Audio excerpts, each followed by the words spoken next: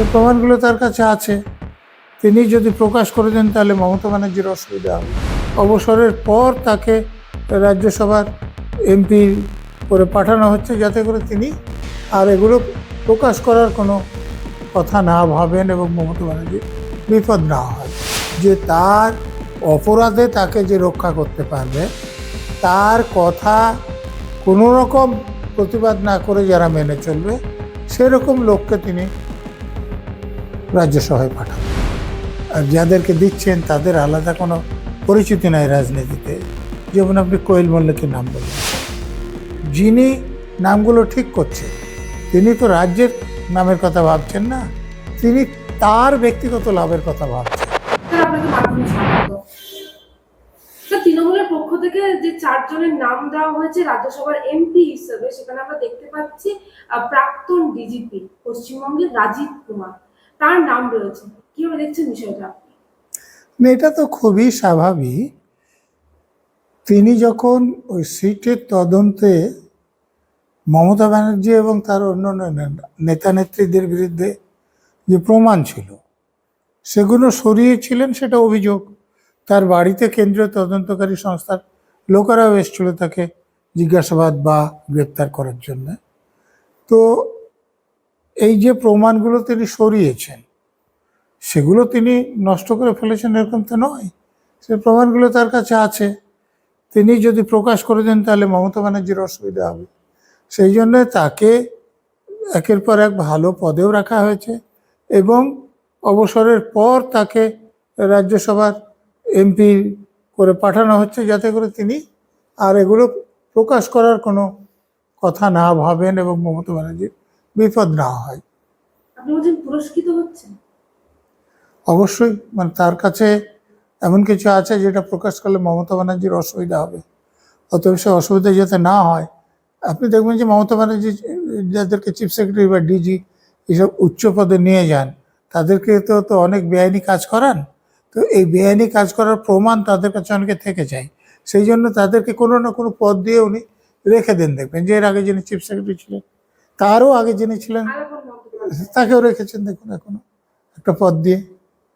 কারণ তার স্ত্রীকেই কলকাতা বিশ্ববিদ্যালয়ের ভিসি করেছিলেন এবং তার হাত দিয়ে তিনি সাম্মানিক ডিলিট নিয়ে নিয়েছেন। পরে তার যে অ্যাপয়েন্টমেন্ট সেটা বাতিল হয়েছে, কিন্তু তার আগে তো নিয়ে নিয়েছেন।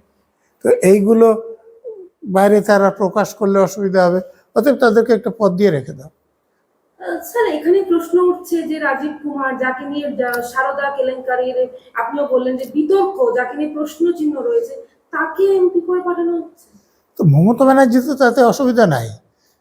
মমতা ব্যানার্জিকে রক্ষা করার জন্য যিনি অপরাধ করতে পারেন, তো কতটা অনুগত, তো তিনি তো অনুগত লোক চান যে তিনি যা বলবেন তাই করবেন। তো সে ব্যাপারে তো এর থেকে উপযুক্ত লোক কোথায় পাবেন উনি?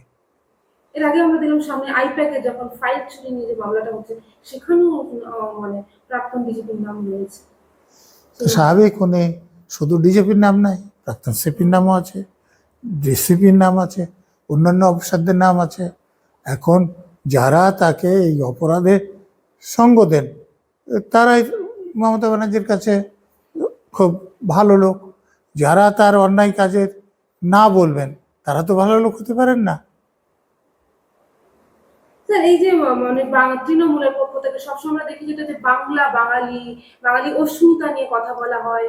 অনেক সময় দেখেছি যে ভিন রাজ্যে বাংলা কথা বলার জন্য নাকি বাঙালিদের মারা হচ্ছে। সেক্ষেত্রে কেন ভিন রাজ্যে দুজন? এখানে রাজীব কুমার থেকে অন্যদিকে আমরা দেখলাম আরেকজন যিনি এমপি হচ্ছেন, তার নাম হচ্ছে মেনকা গুরুস্বামী, তিনি তো অন্ধ্রপ্রদেশের। এদের দুজনকে কেন পাঠানো হচ্ছে? অবাঙালি দুটোর মুখ কেন এই রাজ্যসভায় যাচ্ছে? দেখুন, তৃণমূল বাংলা এবং বাংলার অস্মিতার কথা বলেন, এটা ভোটে তাদেরকে সুবিধা করবে বলে এখানে বাঙালি ভোটারের সংখ্যা বেশি, এবং সেটা সবসময় যে সত্যি কথা বলে তা নয়।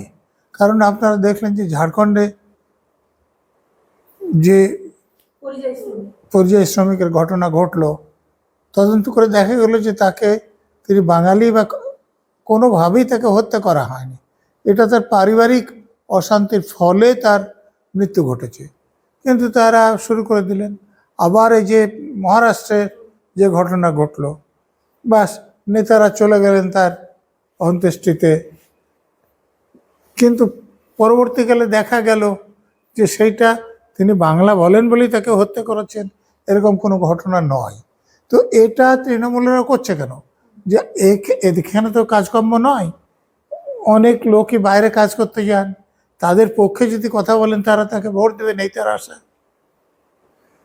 বাঙালি বা অবাঙালি নিয়ে কথা নয়, মমতা ব্যানার্জির স্বার্থ হচ্ছে যে তার অপরাধে তাকে যে রক্ষা করতে পারবেন, তার কথা কোনো রকম প্রতিবাদ না করে যারা মেনে চলবে, সেরকম লোককে তিনি রাজ্যসভায় পাঠাবেন। পলিটিক্যাল দিক থেকেও দেখা যাচ্ছে যে বাবুল সুপ্রিয় বাদে বাকি যে তিনজনের নাম রয়েছে, কোয়েল মল্লিক, মানেকা গুরুস্বামী, রাজীব কুমার, এরা তিনজনে কেউ রাজনীতির সঙ্গে সরাসরিভাবে যুক্তই নয়। সেক্ষেত্রে এদেরকে রাজ্যসভার এমপি করা হচ্ছে তৃণমূলের পক্ষ থেকে, কিন্তু যারা দীর্ঘদিন ধরে তৃণমূলের রাজনীতির সঙ্গে যুক্ত, যারা কেন দেওয়া হচ্ছে বা তাদের কেন নাম দেওয়া হয়নি? আসলে তাদের তোলাবাজিতে, কাটমানিতে তারা এতটাই পোক্ত যে তাদেরকে দিতে গেলে সবসময় তার কথা শুনে কাজ করবেন এরকম নয়। আর যাদেরকে দিচ্ছেন তাদের আলাদা কোনো পরিচিতি নাই রাজনীতিতে। যেমন আপনি কোয়েল মল্লিকের নাম বললেন, অভিনেত্রী হিসেবে পরিচিত, কিন্তু রাজনীতিতে তার কোনো কাজকর্ম আছে বলে আমার জানা নেই। তো অতএব রাজনীতির ক্ষেত্রে মমতা ব্যানার্জি যা বলবেন সেটাই শেষ কথা, ফলে তাকে পাঠাচ্ছে। স্যার, এদের জায়গায় যদি অন্য দক্ষ কোনো রাজনীতিবিদ বা রাজ্যসভা এমপি করে, সেক্ষেত্রে কি পশ্চিমবঙ্গের আরো বেশি লাভ হতো বলে আপনার মনে হয় এদের জায়গায়? দেখুন, এমপিদের কাজ মূলত আইন পাস করা। তো রাজ্যসভায় যে এমপিরা থাকে তারা কোন আইন পাস করা হবে কিনা সেটা দেখেন। আর যদি রাজ্যের কোনো অঞ্চলের কোনো সমস্যা নিয়ে সারা দেশের তরফে কেন্দ্রীয় সরকারের দৃষ্টি আকর্ষণ করতে হয়, তখন তারা কথা বলেন। তাহলে যারা এই ব্যাপারটাই জ্ঞান আছে, তারা গেলে স্বাভাবিকভাবে তো রাজ্যের লাভ হতো। কিন্তু এখানে যিনি নামগুলো ঠিক করছেন তিনি তো রাজ্যের নামের কথা ভাবছেন না, তিনি তার ব্যক্তিগত লাভের কথা ভাবছেন, দলের লাভের কথা খানিকটা ভাবছেন। সেই জন্যে সেদিক থেকে যাদের ঠিক মনে হয়েছে তাদের ঠিক করেছে।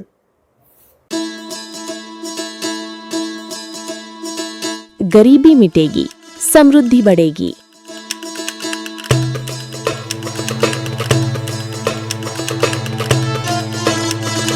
यही संकल्प है प्रधानमंत्री नरेंद्र मोदी जी और मुख्यमंत्री मोहन यादव का। गरीब कल्याण मिशन से मध्य प्रदेश ने उठाया है ऐतिहासिक कदम। संबल 2.0 के तहत 1.75 करोड़ श्रमिकों का पंजीयन और गिग वर्कर्स भी अब लाभान्वित। हजारों श्रमिक परिवारों को 224 करोड़ का भुगतान। 39 लाख लोगों को मिला भू अधिकार पत्र, देश में प्रथम स्थान। 8 लाख छोटे व्यापारियों को मिला ऋण सहयोग। 56 लाख पेंशनधारियों को हर माह 4000 करोड़ से अधिक राशि और 45 लाख परिवारों को मिला पक्का घर।